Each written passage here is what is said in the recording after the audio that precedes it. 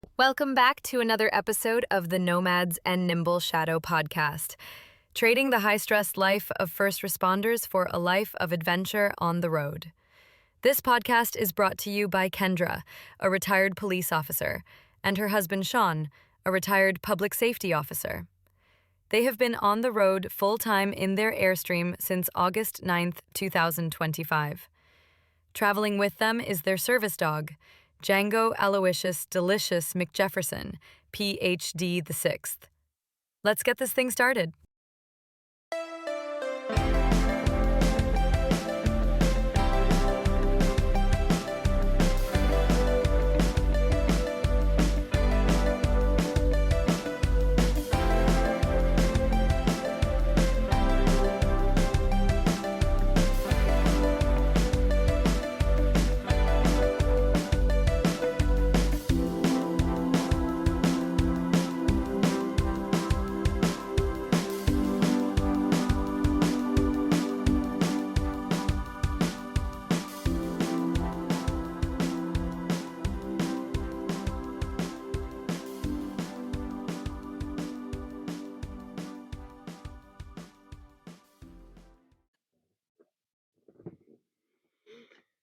Welcome to episode 4 of Nomads and Nimble Shadow, trading the high-stress life of first responders for a high-stress life of adventure on the road.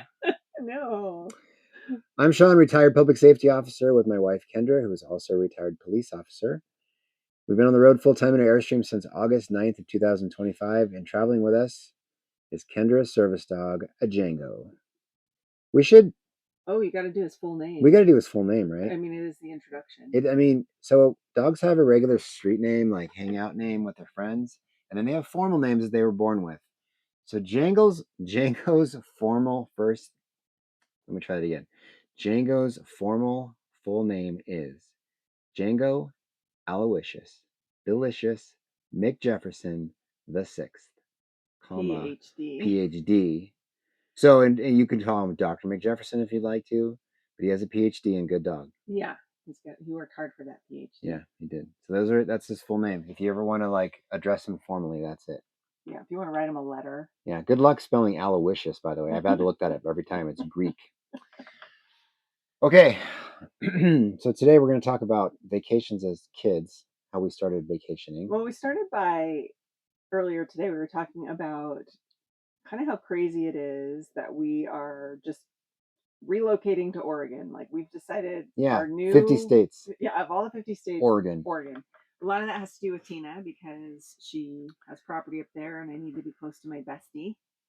But I was on the phone with her today.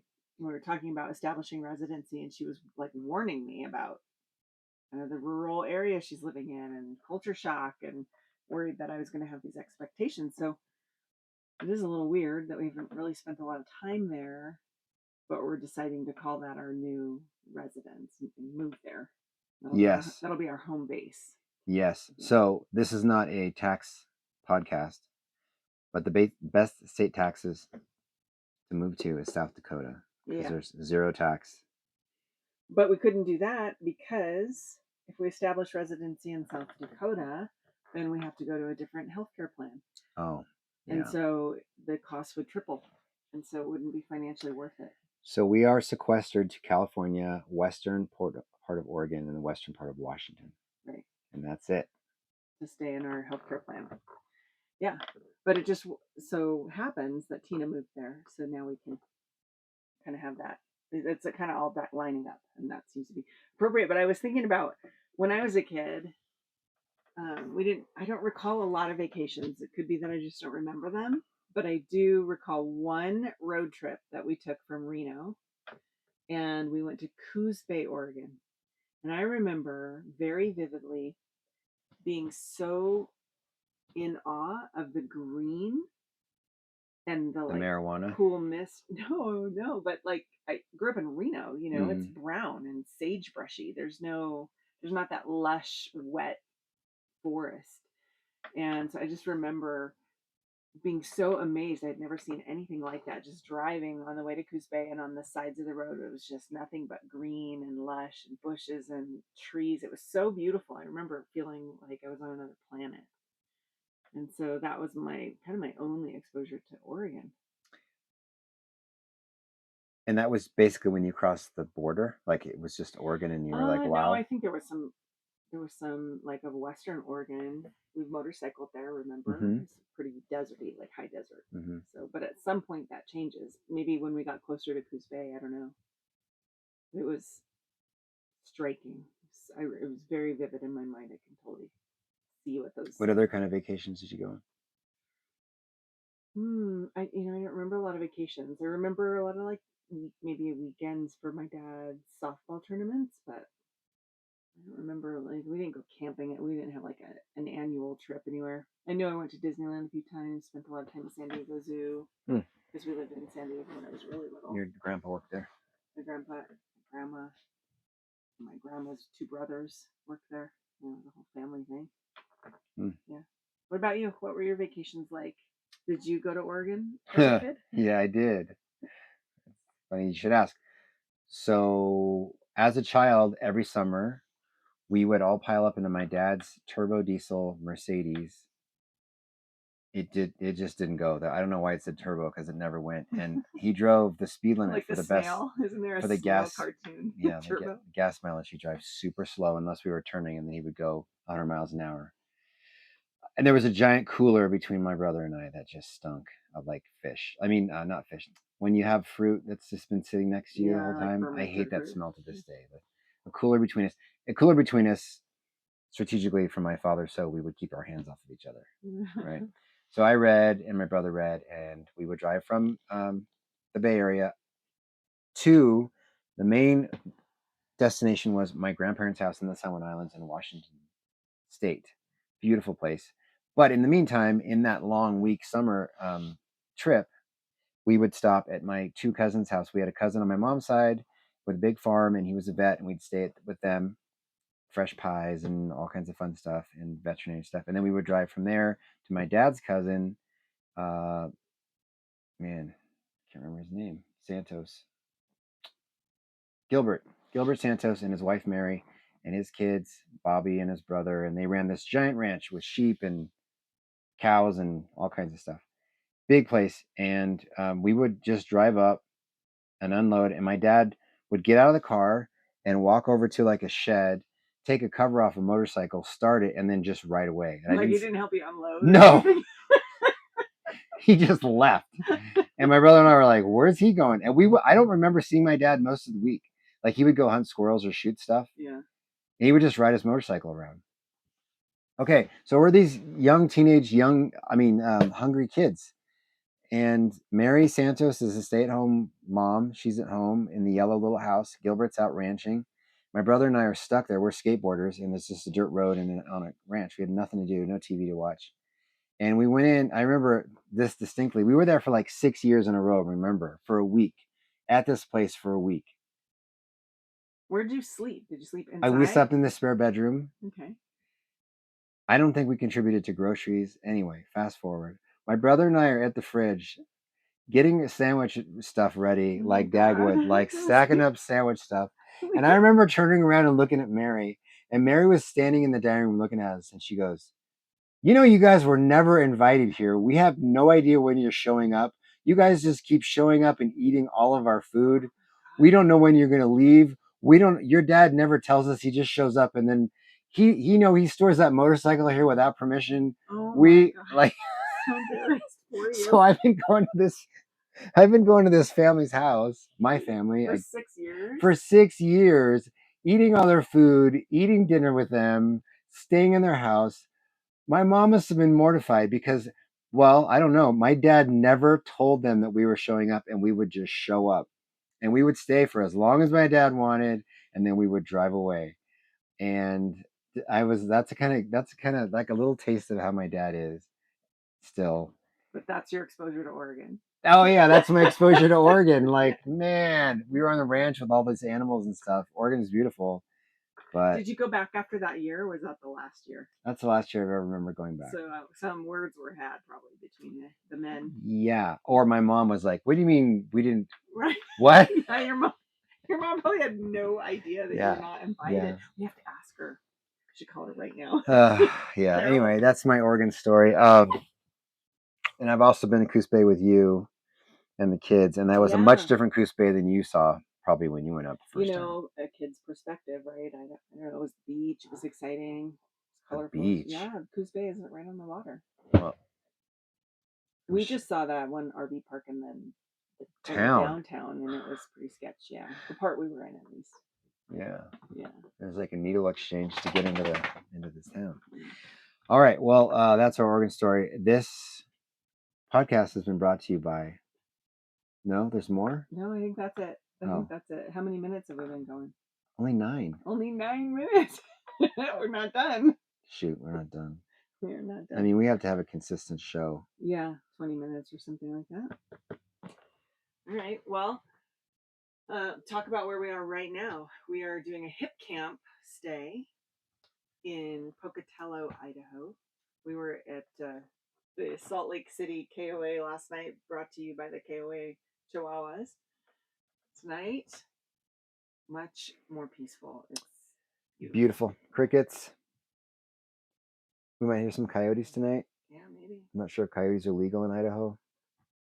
There's not as many rules in Idaho. Mm. But oh, yeah. So we're at a hip camp at somebody's property, and then you're just looking at a map. You don't really know what to expect.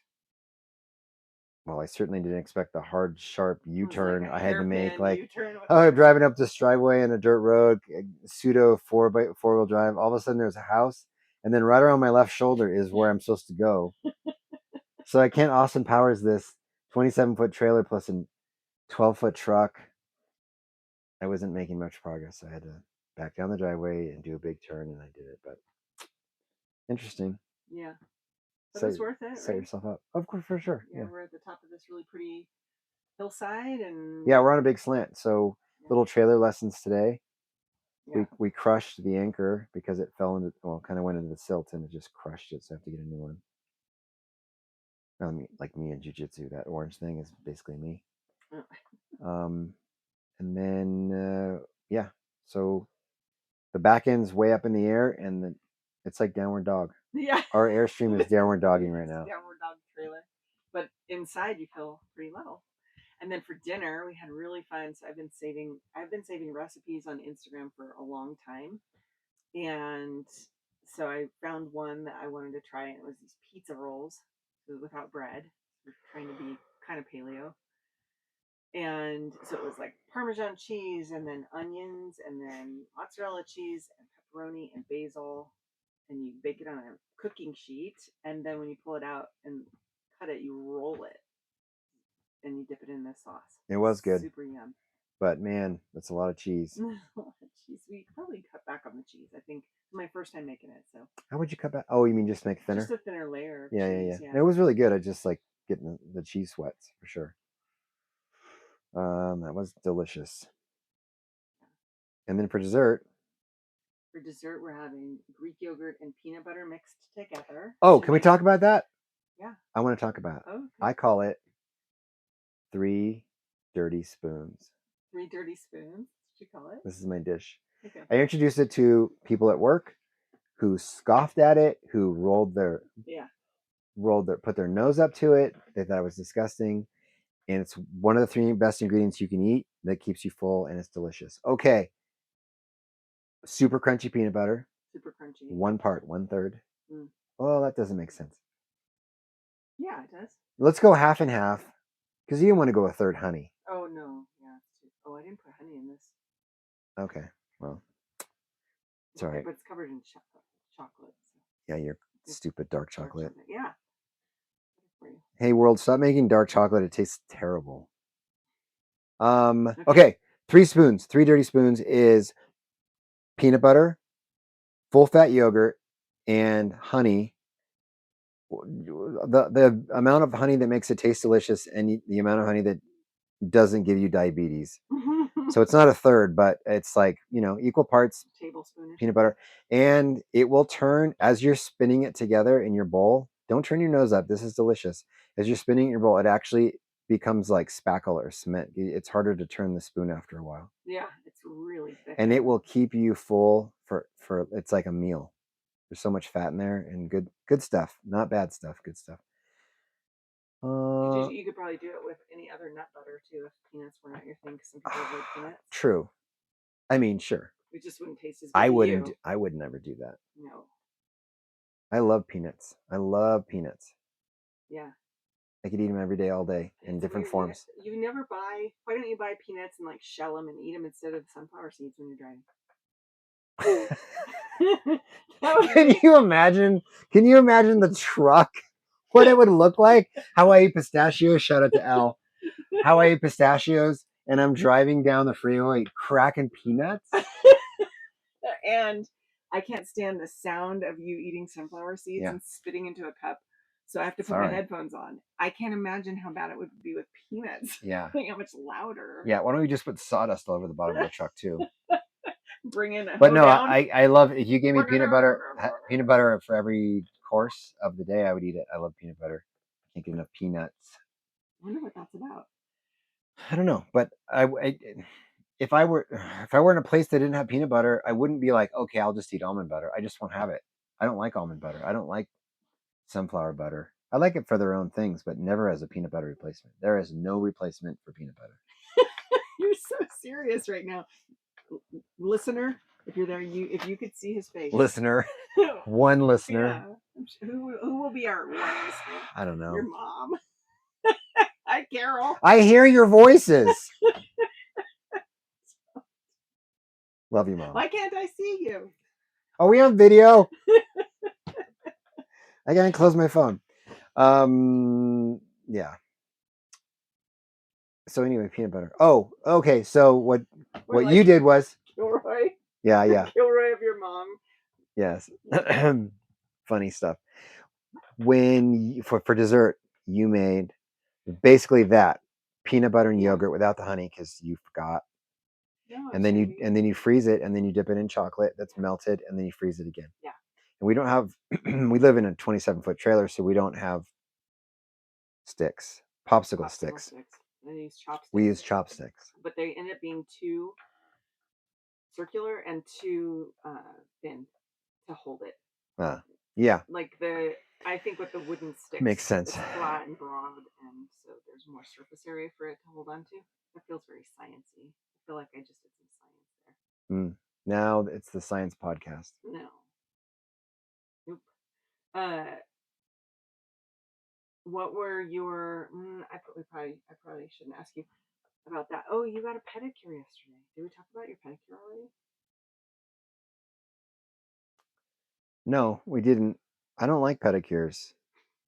I only go. Where did you get it? I only go to support you. I like when they cut all this. I don't need to pay $40 I know. for you to support me getting a pedicure. I know. I won't do it again, but it sounded nice. And I liked my first one, but I didn't love my second one. So I can't believe you outed me with a pedicure already. I think you should give it a chance though, because I'm not going to talk about your blank. I think that you should give it a chance because the first one was good. You liked it. You found it pleasant. This one, not so great. I also didn't think this one was that great. They phoned it in, kind of. And then, so the next one might be amazing. So don't quit yet. It's good for your feet. You have cute feet. They might need to make some money for us. Yeah. Thanks. Yeah.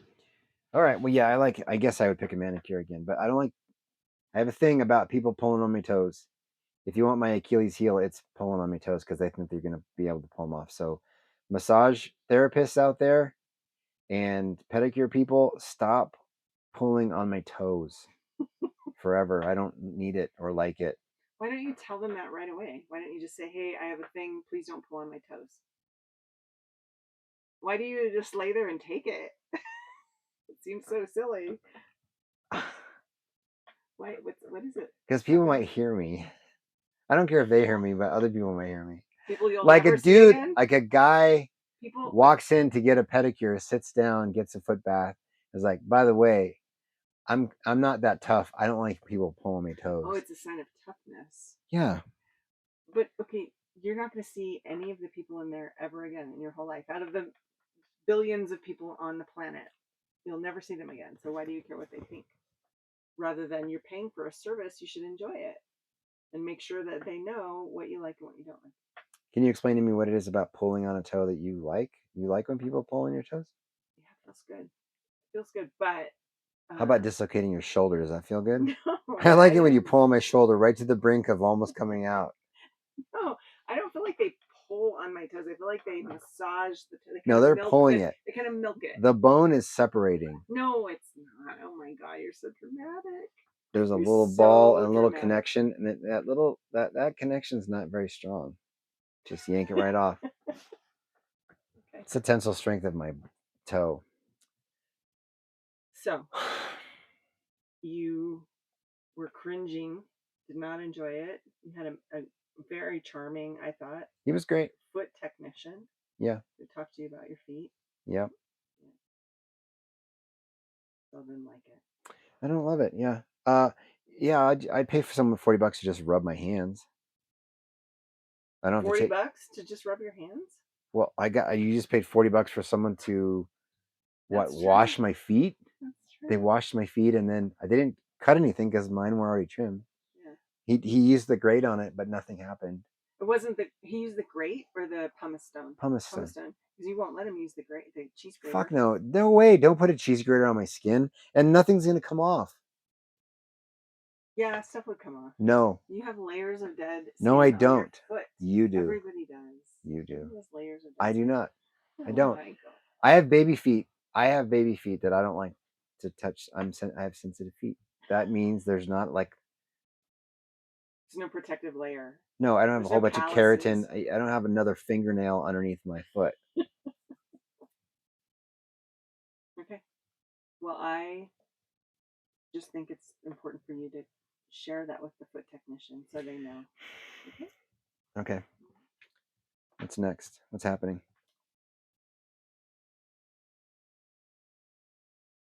Did you like taking road trips as a kid with your parents? Like your example to Oregon. Mm-hmm. What did you do in the back? I read. And oh, don't tell me. VC Andrews. Oh, for sure. VC Andrews was great. Flowers in the Attic. Forever? Flowers in the Attic was really good. I don't remember Forever.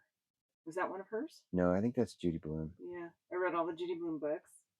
Yeah, I read what I think we did the most. I was an only child. And my dad is a singer. My mom likes to sing, as do I.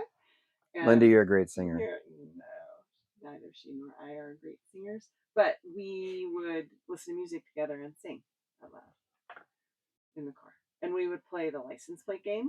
And we would play. What's the license plate game? Where you have to go through the alphabet with the license plates.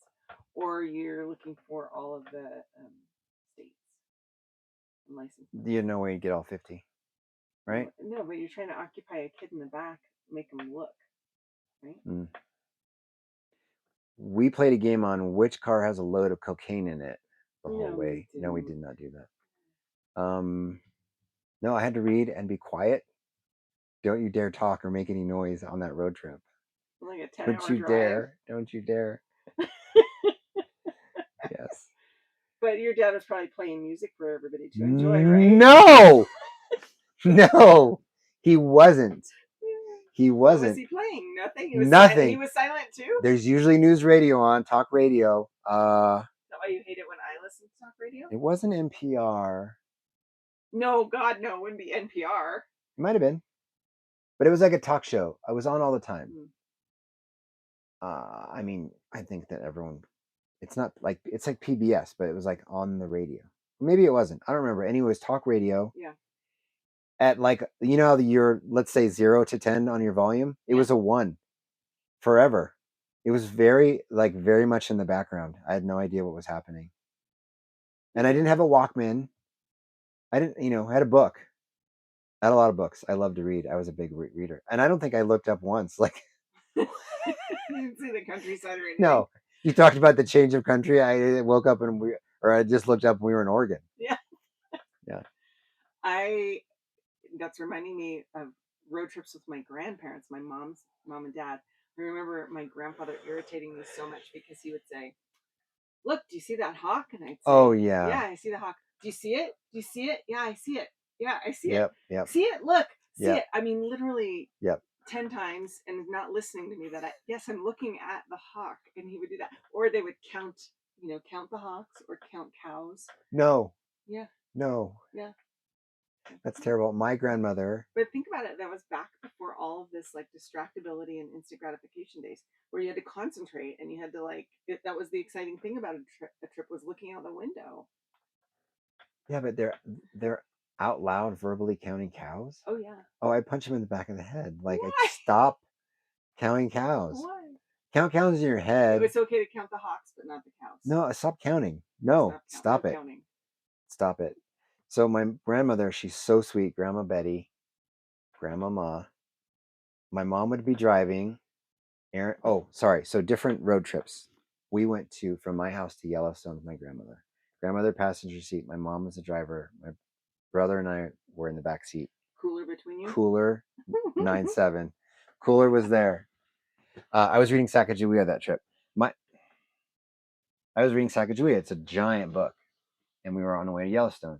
My grandmother would point out everything constantly the whole time. Oh, Sean, look at the mountains. Oh, Sean, look at the trees. And I was like, Sean, didn't she call you Shawnee. But she wouldn't always call me. She would just be talking to the kids like, oh, look at that. Oh, look. I mean, what? I mean, a bison? That's cool, right? Right. But stop it. I'm trying to read. God. But she sounds like me in the sense of, I remember getting frustrated with our kids for that, because I always feel so privileged getting to see places I've never been. And I always have such an appreciation for like how different, oh wow, look at this is totally different vibe or different foliage. Or I get so excited by that. And for some reason it felt, because they were reading the whole time, like they weren't appreciating, they weren't taking it in. Oh, you do that to our kids when they were reading? Yes. Oh, don't stop. Just stop it. I mean, like, they're old now. Sorry, Logan. It was mostly Logan, because Logan would get in the back, put his head down, and like we'd go, just like you, go into like Nevada. Okay, we're here, and he hasn't looked out the window once, and I would just be like, "You're missing so much." Don't forget, he'd fall asleep every 30 minutes. That's true. And then wake up and start reading again. Yeah, I mean, I was really trying to get in this book, and I was not going to be disrespectful and ignore her. But after a while, it was like she pointed out everything all day. It was like hours and hours in the car. That's me. Yeah. She had good intentions. Yeah. Oh, I have a really quick story we can end it on. Okay. I'm always on with the stories. This is a grandma story. Okay, I want to hear your grandma story. My grandmother is very positive, just like my mother. You've met my mother. It could be raining frogs, and I'm like, yeah, it's beautiful, right? Yeah. So case in point, we're in Yellowstone on that trip. We pull over to the side of the river. We have these little red Tupperware cups. I think I know my cup was red. We climb down the embankment, which takes my mom and my grandma forever, but it's fine. We climb down the embankment for a nice little picnic next to the river. I have a little orange cup. My grandma pours orange juice in it. They're setting everything up, and I get hit in the head by something. And I was like, that's weird. And then I get hit again in the chest, and I look down, and there's this giant grasshopper. Giant, locusts, like biblical giant ones. Yeah. And all of a sudden it starts raining them, and it's a swarm, like a swarm of locusts. Oh my god. It starts out like a little pitter patter, and your brain's like, oh, that's weird. It's raining, right? Yeah. It was like a bonk. Oh, that's weird. And then on my chest, and then it's like this, I think they were green, I can't remember. And they start hitting us in the head, and we are freaking out because it's just like wah everywhere. Yeah, and so loud. Yeah, and I remember looking down at my orange juice and just seeing them falling in my orange juice, and I was like, fuck, this is terrible. And my grandmother was like, it's okay. It's really beautiful here, isn't it? Like, it's all right. It'll be fine. It'll pass in a second. And we're like, oh my God, Grandma, let's get out of here. But she was like, she was just sitting there trying. She was just taking it. She was just eating it. Just like she's like, it's beautiful. It'll be okay. And we're like, oh my God. So what was your mom doing? Because your mom, I don't remember. Probably doing her woo, woo, woo. She's doing a little stuff. We got back to the car, and my grandmother, because I think my brother and I were like, let's get out of here. And my mom was like, Mom, let's go. And my grandma was like, let's go. It's fine. It'll be all right. We left. It was gross. Yeah. Yeah. I'm surprised you don't have like an irrational fear of them. No. That's a traumatic experience. I think I remember that as being funny. Okay. Does your brother remember it? We should ask him. We Yeah. got lots of questions Yeah, about we my have brother. questions. Yeah. Because I feel like that in the very few times you and your brother have had a conversation in front of me about childhood stuff, you have completely Mhm. different memories, Mhm. completely different experiences of Mhm. your childhood. Mhm. I find that really interesting. Yeah. I want to know, well, what happened with you? Like, what do you remember? Yeah. Do you remember Uncle living with us? Do you remember, what do you remember? Like, Yeah. there's so many big moments in my life. But Yeah. he's like, what? Yeah, I remember that. That didn't happen. You're like, yes, it did. I didn't have any siblings, Yeah. so I don't have anyone to bounce Your memory those is your memory. Yeah. Yeah. And I wonder if I have false memories. There's some things that I'm like, that really happened. Yeah. I don't know. I don't know. Would it be interesting to go back in time? And I mean, that's a long time to relive your life again just to watch it, but maybe fast forward through the boring parts. Mm-hmm. But the big moments and like, oh, I did remember that wrong, or I missed that body language or whatever. Yeah. Interesting. All right. Well, we're going to sign off. Tomorrow. What is this podcast brought to you by?